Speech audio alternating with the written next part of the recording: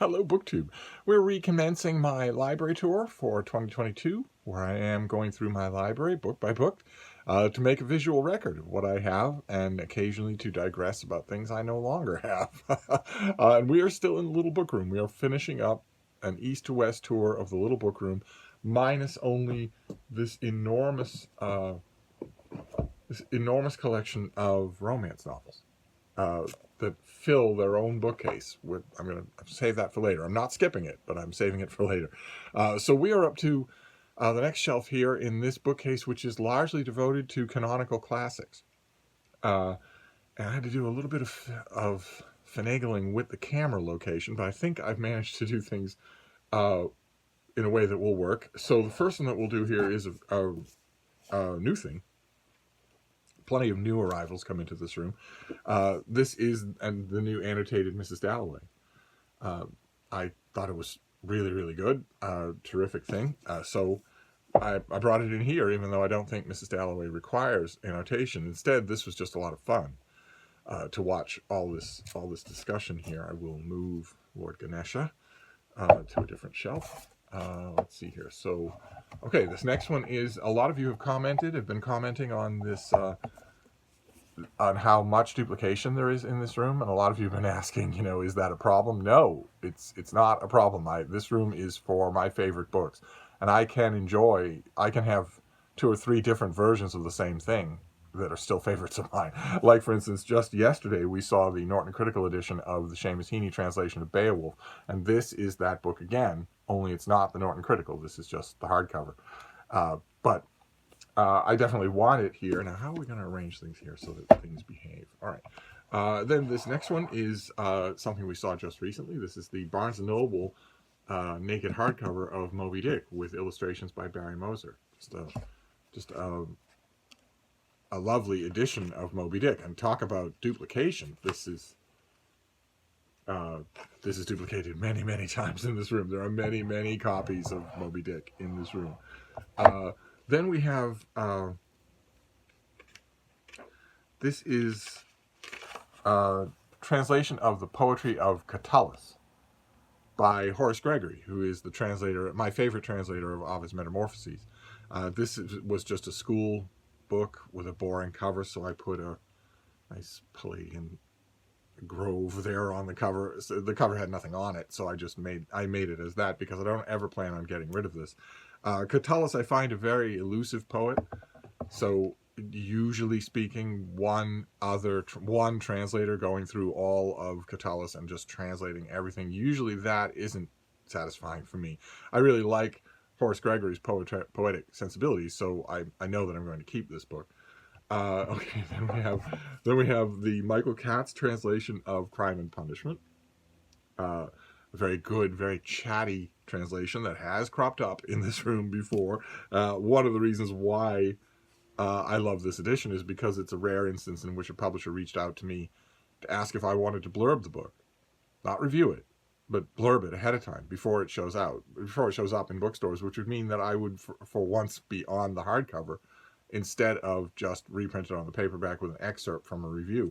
And that's what happened. So there I am. I am blurbed on the back here. This is probably the only time in my life that I will share a cover with Harold Bloom and Virginia Woolf and James Joyce. So that was a real thrill. Then this next one is Murasaki Shikibu. This is the Tale of Genji. This is the Dennis Washburn translation.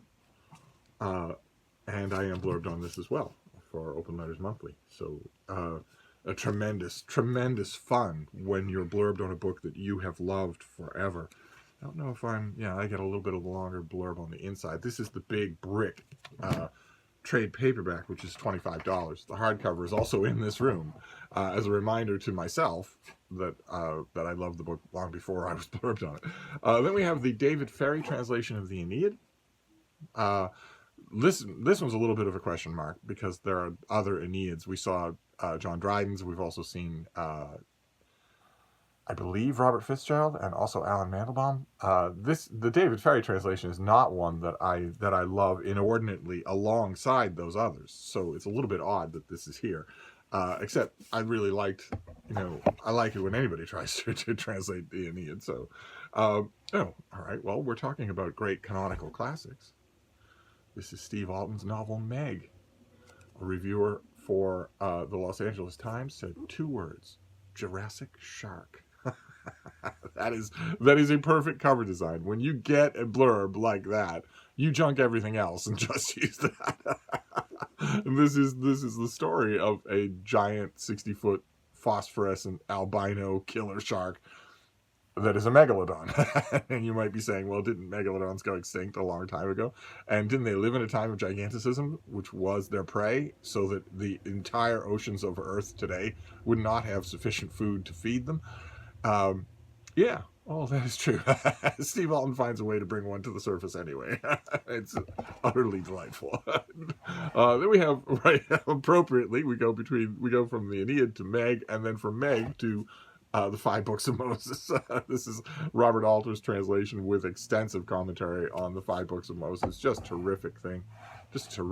I have the box set of Alter's entire work, not just the 5 Books of Moses, but I like this this heavy-duty trade paperback. In addition, I like them both. Then we have this beautiful thing. I mentioned this yesterday. This is Barnes & Noble single volume leather-bound classic. We saw the complete works of Shakespeare. We've seen a couple of others, but Barnes & Noble also does a lovely line of sort of rubbery fake leather gift editions of individual classics. I really ought to have them all. I've never seen one that I don't love. I got Emma. Look at how lovely this thing is. Just wonderful. The one thing I can't convey on camera is the rubbery feeling of this, but it invites you to enjoy this book. Just invites you to. I should at least have all of Jane Austen. Probably Barnes & Noble, not in the stores, but online. Probably they offer all of these things in one pretty box. I'd probably look around for that. I would definitely want that. Then here's a book that I mentioned just the other day in a starter kit. This is the Norton Critical Edition of Mallory's Les Morts d'Arthur, which the Norton Critical Editions have the work at the front and then critical apparatus in the back. This is invaluable. Just an amazing Arthurian volume. All right. Well, now I mentioned Office Metamorphoses just a minute ago. This is Arthur Golding's translation from 1567 that was reprinted by Paul Dry Books, and that is just this is an amazing translation of Ovid's Metamorphoses in booming Elizabethan verse. So you're getting Ovid, but you're also very much getting an Elizabethan poem. And once you get used to it, once you get used to the rolling diction of those 16-pounders, then you just love it. You just love it. It really does. If you can get used to it, it really does make other meter schemes. It really does make other translations look a little bit anemic. Then we have a volume of poetry. This is the standard, from Random House, the standard collected poems of W.H. Auden. This could be elsewhere in this room. There are quite a few classics in this room. Even over my shoulder, you can see a Norse saga. You can see an illustrated Bible. On that bookcase, there is Catullus and Horace. You could easily, there are classics all through this room. I can see the landmark Julius Caesar up there. So classics run all throughout here, and this is a classic that I have been.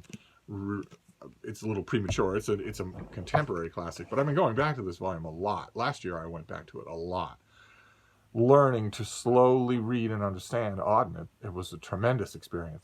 Then we have a great big honking thing. This is the Anthony Briggs translation of War and Peace in hardcover.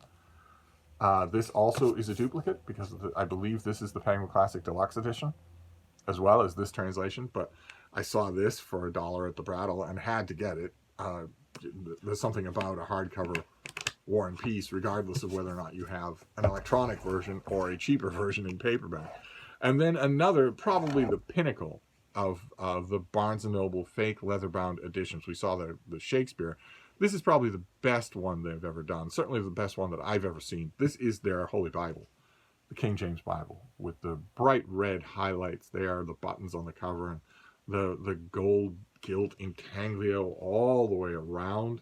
This is the King James Bible with all of the Gustave Doré illustrations throughout, not just a handful.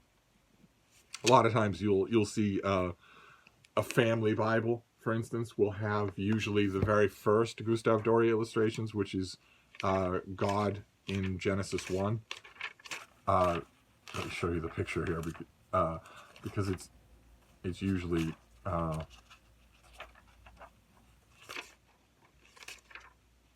here. Let's get this under control here. Many times with many other publishers, there will be just one Gustave Doré engraving at the beginning. God said, "Let there be light." But this has them all. This has all of them. I was amazed when I realized that. I was amazed. I was working at the bookstore at the time. This was right at the end of my time working at Barnes & Noble. This came in, and I thought, well, that's the prettiest Bible that Barnes & Noble has ever put out. It's the prettiest Bible we have in the store. But, they'll have just the one Gustave Doré engraving. They won't have anything else, and nothing has them all. So I wrote about it and everything. And then we'll finish up with Homer. These are hardcover copies of the Robert Fitzgerald Iliad and Odyssey that I love. I have read many English language translations of Homer, but something about the Fitzgerald that it makes it my favorite. That is my favorite English language translation. So when I saw them in hardcover for $1 a piece at the Brattle, I grabbed them to be here in this room, no matter how many Iliads I have in this room. And that finishes this shelf. I had to finagle the camera, so I don't think I can do the next shelf while comfortably sitting down, which is a great cause of lamentation. But I'll figure out a way. At least I'm not sitting on the floor. I think we're done with the floor for this room. We'll move on from here, and where I'll go, I have no idea what I will do. Now that I'm done with this, we're almost done. We've got, I think, 2 more shelves left in this room, and then there has to be a pause in the library tour while I assess this room, because that's part of the reason that I'm doing this. But anyway, that is a classic shelf, and I will wrap this up. We have more classics to go, so I will see you then. Thank you, BookTube.